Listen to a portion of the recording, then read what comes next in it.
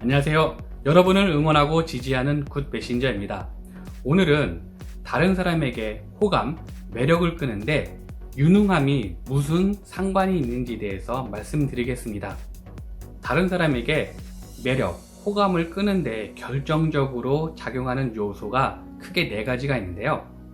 성실함, 다정다감, 유능함, 외모, 바로 이것들입니다. 저는 지난 영상에서 다정다감의 중요성을 말씀을 드렸어요. 어떤 사람을 평가했는데 포함된 것들이 일 잘하고, 추진력 있고, 지적이고, 카리스마 있고, 리더십이 있다.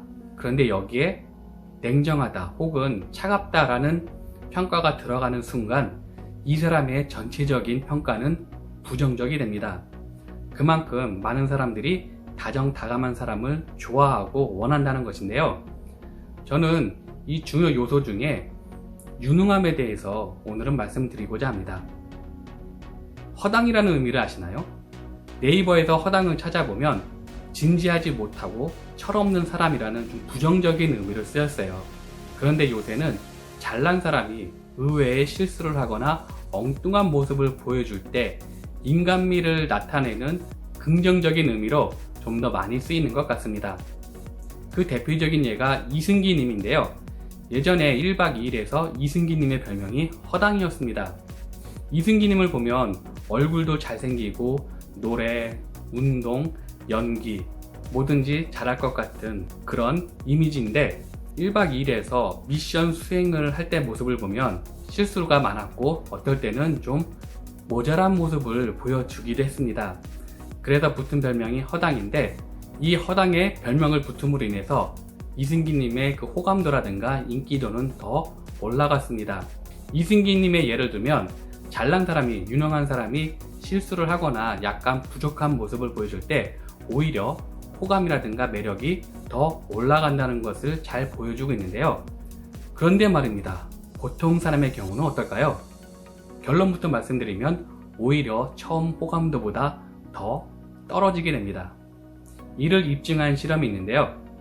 실험을 참가한 사람들에게 퀴즈대회 프로그램 녹음한 것을 들려주었습니다. 어느 한 사람이 특출나게 잘 맞추는 잘난 사람이 있었고 그렇지 못한 보통 사람이 있었는데요. 어떤 사람에게 더 호감을 느끼는지 평가를 하라고 했습니다. 당연히 문제를 잘 맞추는 사람, 잘난 사람의 호감도가 보통 사람보다 높았는데요. 재밌는 건 두 번째 실험입니다.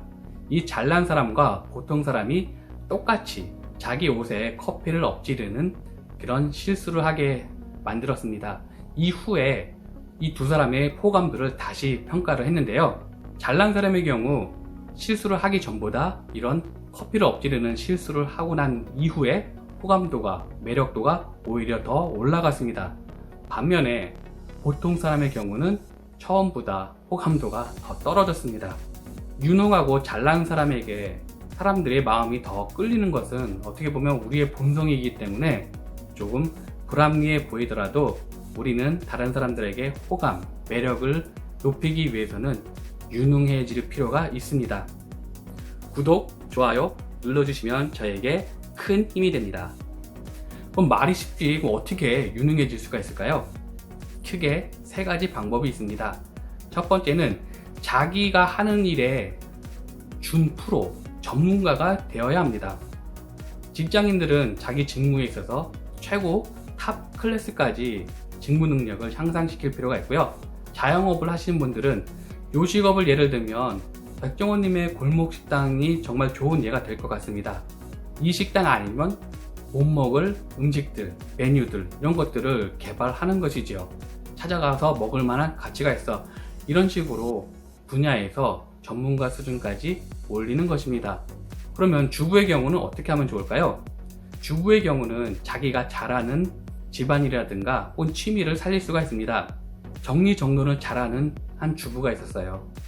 이 주부는요, 자기의 이 노하우를 블로그 혹은 제 주변 사람들에게 알려줌으로 인해서 점점 더 유명해졌습니다.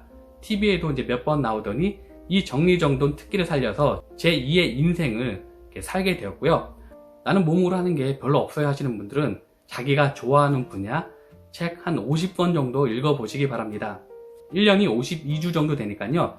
일주일에 한 권씩 읽으면 1년이면 50권이 됩니다. 50권의 분량은 어떤 수준이냐면요. 박사 학위를 쓸 때 참고하는 책 권수가 50권 정도 됩니다. 결코 작은 양이 아니니까요. 이 한 분야의 책 한 50권을 읽어보시면 거의 그 분야의 준 프로가 될 수가 있고요.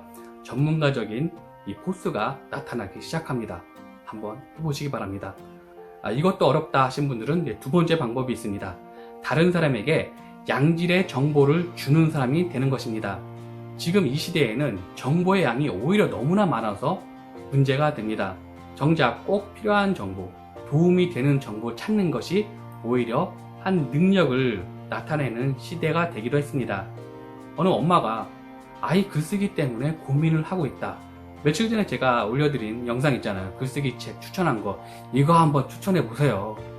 누구누구 엄마 이 책 한번 읽어봐. 이 책은 다른 책처럼 일기, 기행문은 어떤 형식으로 써야 되고 이런 것이 아니라 부모님과 아이가 자연스럽게 게임을 통해서 글쓰기를 시작할 수가 있어. 분명히 아이가 좋아할 거야. 이렇게 알려줘 보세요. 그러면 이런 정보를 어디서 얻었냐면서 보는 눈이 달라집니다. 제가 드리는 정보는요, 실험이나 통계에 기반을 두고 있고 혹은 전문가의 의견을 따르는 것이기 때문에 저는 양질의 정보라고 확신을 하고 있습니다.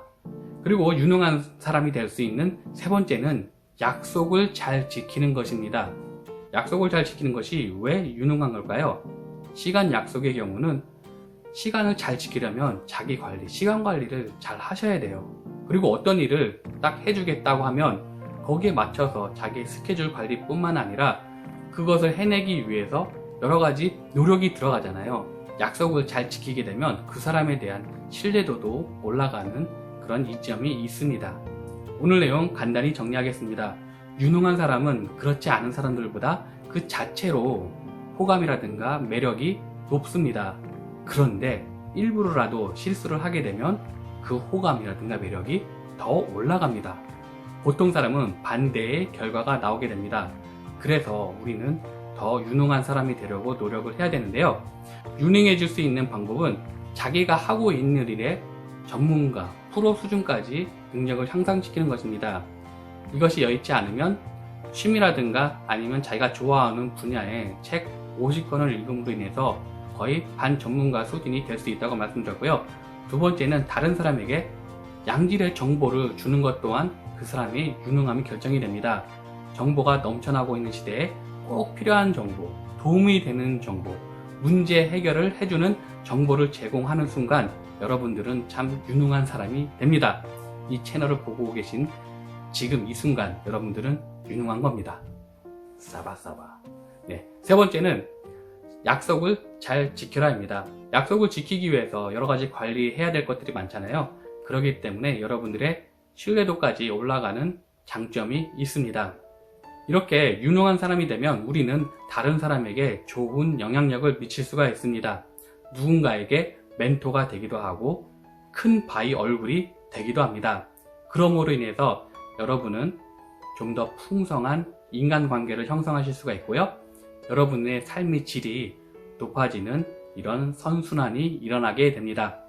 앞으로도 여러분들에게 양질의 정보를 제공하도록 열심히 노력하는 굿 메신저가 되겠습니다. from now on 함께 갑니다. 감사합니다. 여기까지 보셨으면 구독, 좋아요 눌러주시리라 믿습니다. 이 채널을 유지하는 큰 힘이 됩니다. 감사합니다.